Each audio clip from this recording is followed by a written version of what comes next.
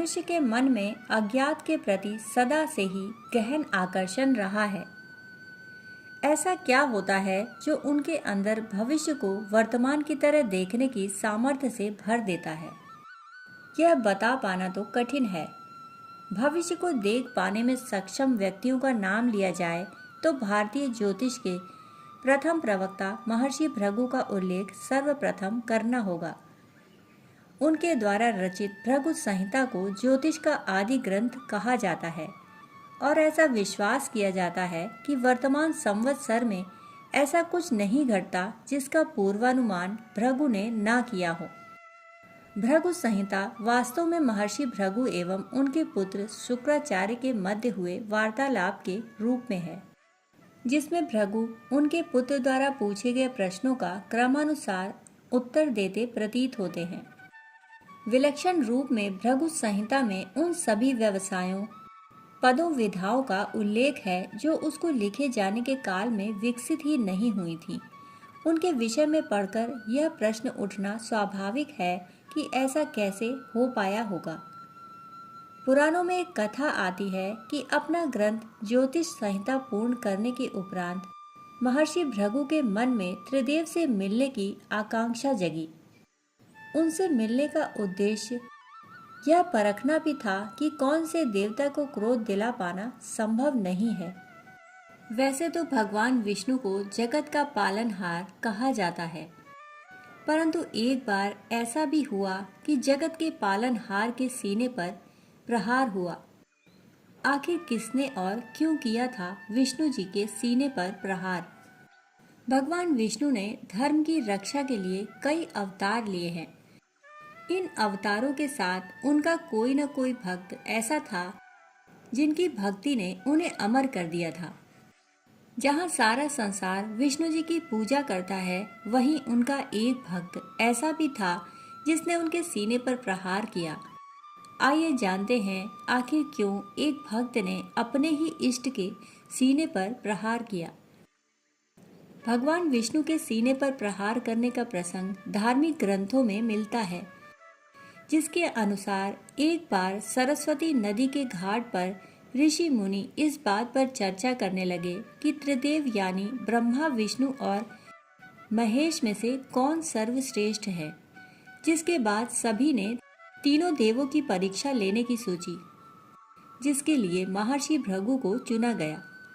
महर्षि भृगु ब्रह्मा जी के मानस पुत्रों में से एक हैं। वह सप्त ऋषि मंडल के एक ऋषि हैं। सावन और भाद्रपद में वे भगवान सूर्य के रथ पर सवार रहते हैं। उनकी पत्नी का नाम ख्याति था, जो कि राजा दक्ष प्रजापति की पुत्री थी। परीक्षा लेने के लिए सबसे पहले महर्षि भृगु ब्रह्मा जी के पास पहुंचे। वहां जाकर उन्होंने ना तो उन्हें प्रणाम किया और ना ही उनकी स्तुति की। महर्षि भृगु का ऐसा व्यवहार देखकर ब्रह्मा जी क्रोधित हो गए, परंतु उन्होंने अपने क्रोध को यह सोचकर रोक लिया कि वह उनके ही पुत्र हैं।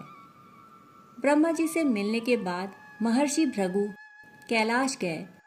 जैसे ही भगवान शिव ने महर्षि भृगु को आते देखा, वह बहुत प्रसन्न हुए और अपने आसन से उठकर उन्हें गले लगाने के लिए बाहें फैलाकर खड़े हो गए। लेकिन महादेव की परीक्षा लेने आए महर्षि भृगु ने उनका आलिंगन अस्वीकार करते हुए बोला, महादेव, आप हमेशा ही वेदों और धर्म की मर्यादा का उल्लंघन करते हैं। दुष्टों और पापियों को आप जो वरदान देते हैं, उनसे पूरी सृष्टि पर भयंकर संकट आ जाता है। इसलिए मैं आपका आलिंगन स्वीकार नहीं करूंगा। उनकी बात सुनकर भगवान शिव क्रोधित हो गए। उन्होंने जैसे ही त्रिशूल उठाकर उन्हें मारना चाहा, वैसे ही माता सती ने बहुत निवेदन कर किसी प्रकार से उनका क्रोध शांत किया। कैलाश में भगवान शिव से मिलने के बाद महर्षि भृगु वैकुंठ लोक चले गए।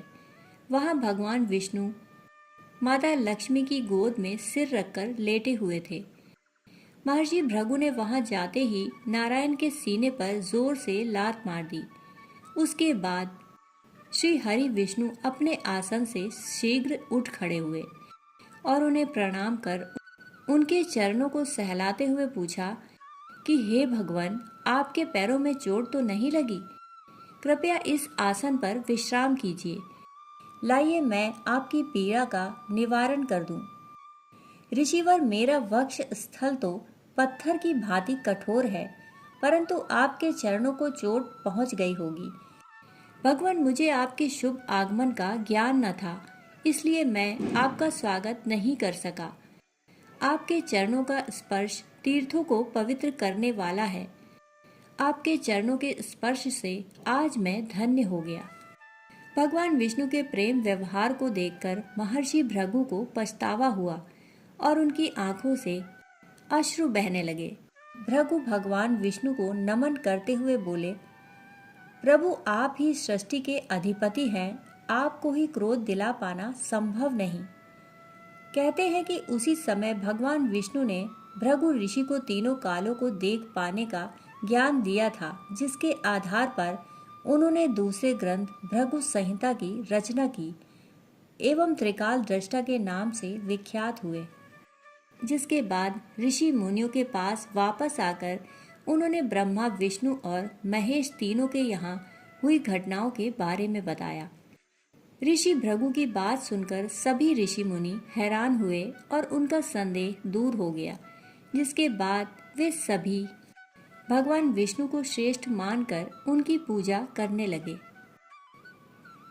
दोस्तों, कहानी सुनने के लिए आप सभी का बहुत बहुत आभार।